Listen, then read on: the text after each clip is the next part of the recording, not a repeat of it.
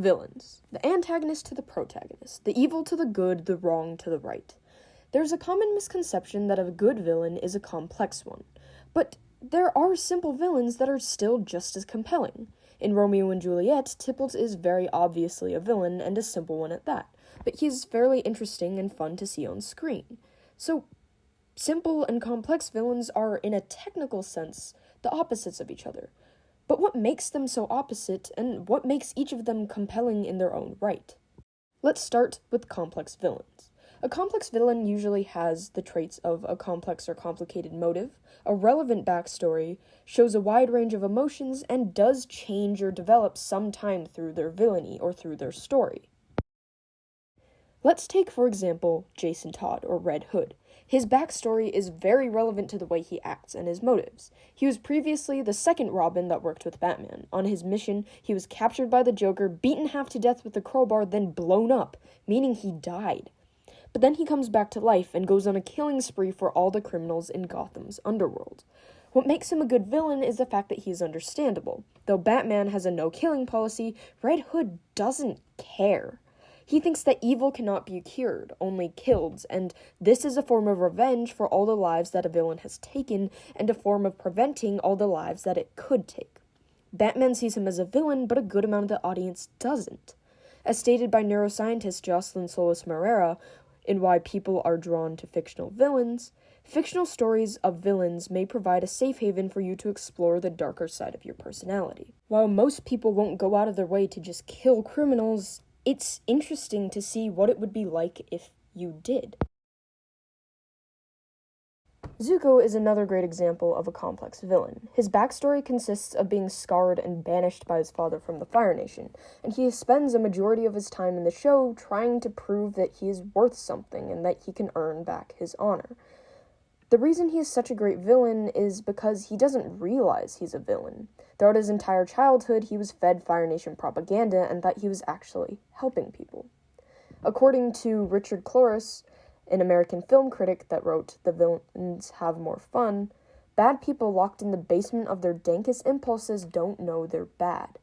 This is exactly the place Zuko is at right now.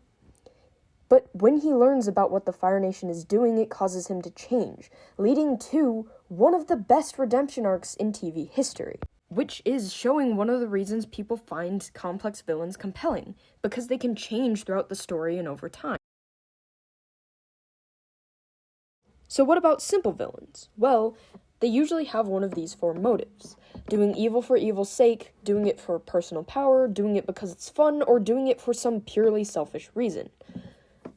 Villains usually have an extremely inflated ego, and a practically irrelevant backstory. Plus, they're usually very self-aware that they are evil, which adds to the charisma and to the charm they show the audience. Plus, in the audience's eyes, they're fun to watch with their evil shenanigans, but also fun to see being taken down. Joker is a great example of a simple villain. He's one of the most well-known and fan-favorite villains of all time. He barely has a backstory, and even then it's quite irrelevant, and he's a compelling villain, though being simple. As psychotic and insane as he is, a lot of people find him interesting to watch. The Joker has fun with his sadistic nature and the pain he puts people through. There's also a quote from Jim Walsh, the writer of Anarchy, the Law, and the Joker. The real power that the Joker, Hannibal Lecter, and various gangster rap icons share is the freedom of not being constrained by conventional social mores. The power of the Joker is that he is so morally corrupt, self-aware, and uncaring that people can look at him and say, well, at least I'm not like him.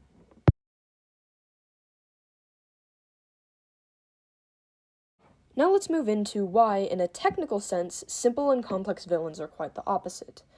Usually when people try to combine simple and complex villains, they end up combining the worst traits of both, and this is usually seen in a villain backstory. For example, Disney's Cruella, or the backstory to Cruella de Vil, the main antagonist in 101 Dalmatians, who was willing to kill and skin 101 Dalmatian puppies just for a fur coat. She was a simple villain given a complex backstory. So what's wrong with this backstory? Well, according to villain backstory logic, evil behavior doesn't just happen.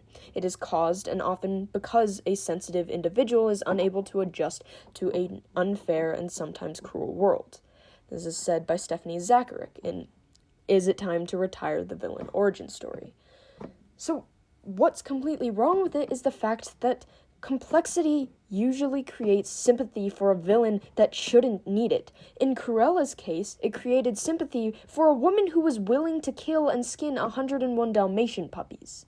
It also takes away from the true evilness of the villain because it adds a little bit of backstory to the character that says, well, they weren't always this evil. It can also conflict with the villain's ability to run through their plan and make it seem like the villain doesn't want to do their own scheme, as shown by Ultron in Avengers Age of Ultron. However, there are times where complexity and simplicity can be combined to form a great villain. For example, Azula from Avatar: The Last Airbender. Yes, I'm using Avatar again. They have great villains in the show.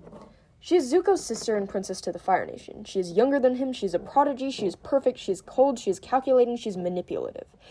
And she is extremely fun to see fight on screen, just like the traits of a pure evil or simple villain.